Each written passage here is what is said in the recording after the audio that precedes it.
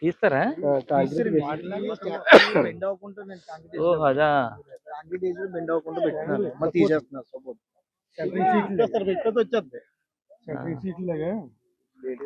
తర్వాత తీసేస్తున్నారు. ఎన్ని తీసేసి సార్, అందరికీ నమస్కారం అండి.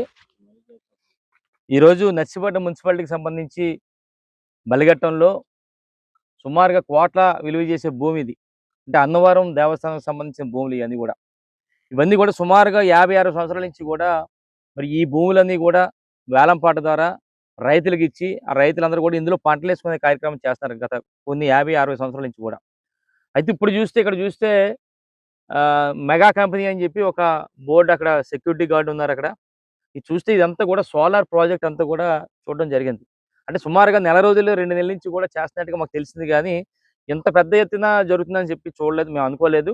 దాని గురించి మన పార్టీ ఆధ్వర్యంలో మరి అసలు చూడాలని చెప్పి ఇక్కడ రావడం జరిగింది. అయితే నేను అంటుంది ఏంటంటే, ఈరోజు సుమారుగా ఈ బలిఘట్టం ఈ అన్నవరం దేవస్థానానికి సంబంధించి భూములు ఏమున్నాయో సుమారుగా సర్వే నెంబర్ 647లో 18 ఎకరాలు ఇది, అలాగే 648లో 12 ఎకరాలు 20 సెంట్లు, అంటే సుమారుగా 30 ఎకరాల పైగా ఈ ప్రాజెక్ట్ అంతా కూడా 30 ఎకరాలు చేస్తున్నారు ఇదంతా కూడా.